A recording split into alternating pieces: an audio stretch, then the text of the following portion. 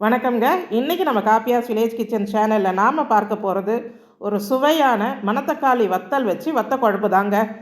இந்த வத்த குழம்பு எப்படின்னா ஒரு 2 மாதம் வரைக்கும் நீங்கள் வச்சு பயன்படுத்தலாம். தாராளமாக ரெஃப்ரிஜிரேட் பண்ணி பயன்படுத்தலாம். வெளியில் இருக்கிற பிள்ளைகளுக்கும் நீங்கள் செய்து கொடுத்து அனுப்பலாம். இதையே நாம் ஆர்டரின் பேர்லேயும் கொடுக்குறோம். கடைசியாக நான் நம்பர் கொடுத்துருக்குற வாட்ஸ்அப் நம்பர், தேவைப்படுறவங்க ஆர்டர் பண்ணி வாங்கலாம். Hello viewers, welcome to காப்பியாஸ் village kitchen. இப்போ இதுக்கு மணத்தக்காளி வத்தல் நமக்கு கடையில் கிடைக்குது. நல்ல தரமான வத்தலாக பார்த்து வாங்கிக்கோங்க. இந்த மணத்தக்காளி வத்தல் ஒரு 50லேருந்து 60 கிராம் அளவுக்கு இப்போ எடுத்துக்கலாம். நான் ஒரு 50 கிராம் அளவுக்கு மணத்தக்காளி வத்தல் எடுத்துருக்கிறேன். எப்போவுமே நான் வத்தல் எல்லாம் குழம்புக்கு நெய்யில் வறுக்கிறது உண்டு. நீங்கள் நல்லெண்ணெயில் கூட வறுத்துக்கலாம். இந்த குழம்பு முழுக்க முழுக்க நல்லெண்ணெயில் செய்யுங்க. ஒரு 2 டேபிள் ஸ்பூன் நான் நெய் சேர்த்துட்டு அதில் இப்போது வத்தலை சேர்த்துக்க போகிறேன். மிதமான தீயில் தாங்க வத்தல் வறுக்கணும். எப்போவுமே இந்த சுண்டைக்காய் வத்தல், மணத்தக்காளி வத்தல்லாம் நம்ம வறுக்கிறோன்னும் போது தீயை ஒரு மீடியம் ஃப்ளேமில் வச்சுட்டு அதுக்கப்புறமா வறுக்கணும். ஹை ஃப்ளேமில் வச்சுட்டிங்கன்னா மேலே தீஞ்சிரும், வத்தல் வறுபடாது. இதுவுமே அது போல் நல்லா அது போல் பாப்பப் ஆகணும், அதாவது குண்டு குண்டாக ஆகணும். இப்போ நீங்கள் தொட்டு பார்த்தீங்கன்னா சவுக்கு சவுக்குன்னு தான் இருக்கும். ஆறின பிறகு கையில் அப்படி எடுத்து நொறுக்குன்னா மொறுன்னு வரணும். அந்த பதத்துக்கு நம்ம வறுத்து எடுத்துடணும். கொஞ்சம் தீஞ்சிருச்சுன்னா கூட குழம்பு டேஸ்ட் மாறிடும். பார்த்து பக்குவமாக வறுத்து எடுத்துக்கோங்க. இப்போ அதே வானிலையில் சும்மா கொஞ்சோண்டு நெய் தாங்க இருக்குது. அதுலேயே நான் ஒரு 3 ஸ்பூன் தனியா, 1 ஸ்பூன் கடலைப்பருப்பு, 1 ஸ்பூன் உளுத்தம் பருப்பு, அந்த பருப்பு பாதி வறுந்ததுக்கப்புறமா 1 ஸ்பூன் மிளகு, 1 ஸ்பூன் சீரகம், ஒரு 1/4 ஸ்பூன் அளவுக்கு வெந்தயம், இதை சேர்த்து வறுத்துருங்க. அந்த சீரகம் அப்படியே பொரியணும், வெந்தயமும் நிறம் மாறிடணும். இது கூட ஒரு 10 வரமிளகாய். நம்ம மிளகாத்தூள் சேர்க்க போகிறதில்ல, அதனால் மிளகாய் உங்களுடைய காரத்துக்கு ஏற்ற மாதிரி வச்சுக்கோங்க. வத்த குழம்புனா கொஞ்சம் காரம் இருக்கணும், ரொம்ப சப்புன்னும் இருக்கக்கூடாது. அதுக்கேற்ற மாதிரி மிளகாய் சேர்த்துக்கோங்க. நல்லா வறுத்து இதை எடுத்து ஆற வச்சிடலாம். இதெல்லாம் ட்ரை ரோஸ்ட் பண்ண வேண்டியது தான். நாம் அதிலிருந்து துளியோண்டு நெய்லேயே வறுத்தாச்சு. இப்போ பாருங்கள், இந்த மணத்தக்காளி வத்தலை எடுத்து அப்படி கையில் நம்ம நொறுக்கணும். எப்படி நொறுங்குதுன்னு ஆறின பிறகு இப்படி இருக்கணும்.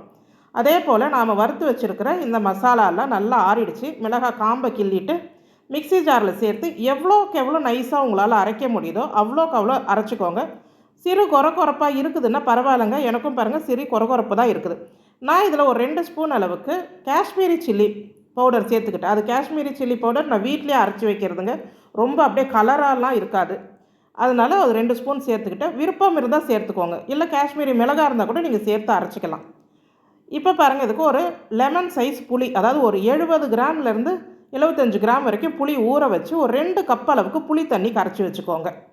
இப்போ அதே கடாயில் நம்ம சூடு பண்ணிக்கலாம். நான் இதே மண்சட்டியில் சேர்த்துக்கிறேன் 150 ml நல்லெண்ணெய், அதாவது ஒரு அரை கப் அளவுக்கு நல்லெண்ணெய் சேர்த்துக்கோங்க. எண்ணெய் காஞ்சதும் 2 ஸ்பூன் அளவுக்கு கடுகு, 1/4 ஸ்பூன் அளவுக்கு வெந்தயம் சேர்த்துருங்க. இதில் இந்த வரமிளகாய் குண்டு மிளகாய் இருந்ததுன்னா நீங்கள் குண்டு மிளகாய் சேர்க்கலாம், இல்லை இது போல் நீட்டு மிளகாவாக இருந்தால் கிள்ளிட்டு விதையை நீக்கிட்டு சேருங்க. கடுகு வெந்தயம்லாம் பொரிஞ்சதுக்கப்புறமா ஒரு 50லேருந்து 60 கிராம் அளவுக்கு பூண்டு உரிச்சிட்டு சேர்த்துக்கோங்க. பூண்டில் கொஞ்சம் கூட ஈரம் இருக்கக்கூடாதுங்க. இதெல்லாம் முன்னமே நீங்கள் அலசி நல்லா நீர் வடித்து எடுத்து வச்சுருக்கணும். வெங்காயம் பூண்டெல்லாம் இது போல் பூண்டு சேர்த்து நல்லா ஒரு 2 நிமிஷம் போல் அந்த எண்ணெயிலே வதங்க விடுங்க. இந்த பூண்டு நல்லா வதங்கினதுக்கப்புறமா கருவேப்பிலையுமே நான் அலசி நீர் இல்லாமல், அந்த மாய்ச்சர் இல்லாமல் நான் உலர்த்தி வச்சுருக்கிறேன். கொஞ்சம் கருவேப்பிலை சேர்த்துக்கோங்க. அந்த கருவேப்பிலை அந்த நல்லெண்ணெயில் நல்லா பொரிஞ்சிரட்டும். இந்த அளவுக்கு ஈரம் இல்லாமல் இருக்கணும். ஒரு பக்குவமும். ஈரம் இருந்துச்சுன்னா குழம்பு கெட்டு போகும். அதனால தான் இதுக்கு நான் ஒரு 150 கிராம் சின்ன வெங்காயம் உரித்து வச்சுருக்கிறேன். இது நீங்கள் உடனே பயன்படுத்த போகிறீங்கன்னா பெரிய வெங்காயம் கூட சேர்த்து பயன்படுத்திக்கலாங்க. ஆனால் வத்த குழம்புனாலே சின்ன வெங்காயம் பூண்டு சேர்க்கறது தாங்க வத்த குழம்பு ட்ரெடிஷ்னல் குழம்பு. நீங்கள் வச்சு பயன்படுத்தணுன்னா கண்டிப்பாக சின்ன வெங்காயம் தான் சேர்க்கணும். இல்லை வெங்காயம் வேண்டாம் அப்படின்னா தவிர்த்துட்டு கூட நீங்கள் இந்த குழம்பை செய்யலாம். வெங்காயம் சேர்த்து நல்லா வதக்கணும். இந்த வெங்காயத்தில் இருக்கிற அந்த ஈரப்பதம் போயிட்டு கொஞ்சம் நிறம் மாறணும். வெங்காயம் அந்த ரொம்ப கோல்டன் ப்ரௌன் அப்படிலாம் வந்துடக்கூடாது. அது கொஞ்சம் நிறம் மாறி வரணும், அவ்வளோதான். இந்த பக்குவத்தில் நாம் வறுத்து வச்சுருக்கிற இந்த மணத்தக்காளி வத்தல் இதில் ஒரு 3/4 பங்கு அதில் சேர்த்துருங்க. ஒரு 3 டேபிள் ஸ்பூன் அளவுக்கு எடுத்து வச்சுருங்க. அதை நம்ம கடைசியாக சேர்த்துக்கலாம். இந்த வத்தல் சேர்த்து ஒரு 2 நிமிஷம் அந்த எண்ணெயிலே வதக்கிடுங்க. இந்த வத்தலும் சேர்ந்து வதங்கின பிறகு நாம் இப்போ பொடிச்சு வச்சுருக்குறோம் இல்லையா பொடி, அதை சேர்க்க போகிறோம். அதே போல் நான் பெருங்காயம் வறுத்து வச்சுருக்கிறேன். அதனால் அந்த கட்டி பெருங்காயத்தை நான் இது போல் உடச்சி சேர்த்துக்கிறேன். ஒரு 2-3 துண்டு. பெருங்காய பொடியாக இருந்தால் நீங்கள் பொடியாக சேர்த்துக்கலாம். 1 ஸ்பூன் பொடி சேர்த்துக்கோங்க. அது கூடவே இப்போ நம்ம அரைச்சி வச்ச பொடி நான் எல்லாத்தையுமே சேர்த்துட்டேங்க. அவ்வளோதான். இந்த பொடியை சேர்த்து ஒரு 10 செகண்ட் 20 செகண்ட் அந்த எண்ணெயில் அப்படியே பெரட்டி எடுங்க. அவ்வளோதான். அதை தீய விட்டுறக்கூடாது. இது எல்லாமே மீடியம் ஃப்ளேம்லேயே செய்யுங்க. இப்போ நாம் வடிகட்டி வச்சுருக்கிற 2 கப்பு புளி தண்ணி, ரொம்ப திக்காக இல்லைங்க, கொஞ்சம் தண்ணியாக தான் நான் 2 கப் அளவுக்கு எடுத்துருக்கிறேன். இப்போ உப்பு, புளிப்பு, காரம் எல்லாமே நீங்கள் செக் பண்ணிக்கணும். தேவையான உப்பு சேர்த்தாச்சு. மஞ்சள் தூள் ஒரு 3/4 ஸ்பூன் அளவுக்கு மஞ்சள் தூள் சேர்த்துடலாம். ஏன்னா இது வீட்டில் அரைக்கிற மஞ்சள் தூள். கலர் உடனே கிடைக்காது. கடை மஞ்சள்னால் நல்லா கலர் பிடிக்கும். நம்ம வீட்டில் அரைக்கிறதுனா அது போலலாம் கலர் வராதுங்க. அதனால் தேவையான அளவுக்கு சேர்த்துக்கோங்க. 1/4 கப் அளவுக்கு தண்ணீர் சேர்த்தா போதும். ஏன்னா இந்த குழம்பு அந்த பச்சை வாசனை போக கொதித்து வரணும். அதுக்காக தான். இதில் அதிகமாக தண்ணீர் சேர்த்தெல்லாம் கொதிக்க விடக்கூடாது. சேர்த்து இதை நல்லா ஒரு 3-4 நிமிஷம் கொதிக்க விடுங்க. இந்த கொதி வந்ததுக்கு அப்புறமா நாம் வறுத்து வச்சுருக்கிறதுல இந்த மணத்தக்காளி வத்தல் மிச்சம் இருக்குது இல்லைங்க, அதை கையிலேயே அப்படி நொறுக்குனிங்கன்னா நொறுக்கிடும். அதை அப்படி சேர்த்துடலாம்.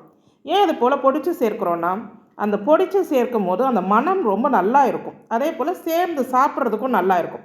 சில பிள்ளைகள் அந்த வத்தலை கூட பொறுக்கி வச்சுருவாங்கங்க. அதனால் வத்தல் முழுசாக போட வேண்டாம்னு நினைக்கிறவங்க இது போல் பொடிச்சு சேர்த்துக்கோங்க. நான் ஒரு துண்டு கருப்பட்டி க்யூப் சேர்த்துட்டேன். நீங்கள் ஒரு ஸ்பூன் வெல்லம் இல்லைன்னா நாட்டு சக்கரை சேர்த்துக்கலாம். கடைசியாக ஒரு 3 ஸ்பூன் அளவுக்கு நெய் சேர்த்துருக்குறேன். நெய் வேண்டான்றவங்க நல்லெண்ணெய் சேர்த்துக்கோங்க. அந்த நெய் சேர்த்து கடைசியில் அந்த வத்த குழம்பு செய்யும் போது நல்ல ஒரு வாசனை, சுவை எல்லாமே இருக்கும். ஒரு 2 நிமிஷம் அப்படியே கொதிக்க விட்டு எண்ணெய் தளன்னு பிரிஞ்சு வரும் பாருங்கள். அந்த பக்குவத்தில் இறக்கி வச்சிடணுங்க. வத்த குழம்பு ரெடி. இப்போ நம்ம காப்பியாஸ் வில்லேஜ் கிச்சன் சேனலில் ஆர்டரின் பேரில் இது போல் வத்த குழம்பு, ஊறுகாய் வகைகள், பிரண்டை நெல்லிக்காய் தொக்கு, இப்போ நான் போட்ட இந்த முடவாட்டுக்கால் சூப் மிக்ஸ் நிறைய பேர் ஆர்டர் கேட்டுக்கிட்டே இருக்கிறாங்கங்க. நானும் கொடுத்துக்கிட்டு தான் இருக்கிறேன். அது கூட பிரண்டை நெல்லிக்காய் பொடி, சுண்டைக்காய் மருந்து பொடி, இந்த கருப்பட்டி க்யூப்ஸு தினம் எனக்கு ஆர்டர் வருதுங்க. அதே போல் இந்த லெமன் கிராஸ் டீ பொடி, ஹெல்த் மிக்ஸ். இந்த ஹெல்த் மிக்ஸ் எல்லாமே நீங்கள் ஹார்லிக்ஸ் பூஸ்ட்டுக்கு பதில் தாராளமாக ஒரு ஸ்பூன் பாலில் கலந்து குடிக்கலாம். இந்த லட்டு, கருவேப்பிள்ளை லட்டு நிறையா பேர் வாங்குகிறாங்க. இது ஒரு 1/2 கிலோவுக்கு 30லேருந்து 32 லட்டு வருங்க இந்த சைஸுக்கு. இது போல் உங்களுக்கு ஏதாவது பொருள், அதாவது மூலிகை சம்பந்தமாக இது போல் தேவைப்படுற பொருள் இருந்ததுன்னா, அதை குறிப்பிட்டு வயதானவர்களுக்கு, செய்ய முடியாதவங்களுக்கு நான் ஆர்டர் பேரில் செய்து கொடுக்குறேன். வேணுன்றவங்க இந்த வாட்ஸ்அப் எண்ணுக்கு தாராளமாக தொடர்பு கொண்டு கேட்டுக்கலாம். இல்லை இந்த பொருள்கள் குறித்து சந்தேகம் இருந்தால், பொருள் வாங்கலைனாலும் பரவாயில்ல, உங்கள் சந்தேகங்களை தாராளமாக கேட்டுக்கலாம். எனக்கு தெரிஞ்சதை சொல்லுவேன் நான். இந்த பிரண்டை நெல்லிக்காய் தொக்கு நிறைய பேர் வாங்குகிறாங்க. 300 கிராம் 200 கிராம் அளவுகளில் இப்போ நான் கொடுத்துக்கிட்டு இருக்கிறேன். இப்போ பாருங்கள், நமக்கு இந்த வத்த குழம்பெல்லாம் நல்லா ஆறிடுச்சு. நீங்கள் ஒரு கண்ணாடி பாட்டிலில் போட்டு ஸ்டோர் பண்ணிக்கோங்க. கண்டிப்பாக ரெஃப்ரிஜிரேட் பண்ணணும். 2 மாதம் வரைக்கும் வச்சு பயன்படுத்தலாம். மதிய வேளையில் சும்மா ஒரு சின்ன பவுல் சாதத்தில் 1 ஸ்பூன் தொக்கு போட்டிங்கன்னா போதுங்க. அவ்வளோ சுவையாக இருக்கும். ஏன்னா நிறையாலாம் சேர்த்து புளிக்குழம்பு சாப்பிடக்கூடாது. நம்ம சாம்பார், ரசம் சாப்பிட்டுட்டு சும்மா ஒரு 2-3 உருண்டைக்கு இது போல் சேர்த்து சாப்பிடலாம். உங்களுக்கு இந்த மணத்தக்காளி வத்தல் குழம்பு பிடிச்சிருந்ததுன்னா நம்ம காப்பியாஸ் வில்லேஜ் கிச்சன் சேனலுக்கு ஒரு லைக், ஷேர், கமெண்ட் பண்ணுங்கள். தேவைப்படுறவங்க ஆர்டர் கொடுங்க. முடிஞ்சால் ஒரு ஹைப் கொடுங்க. நன்றி.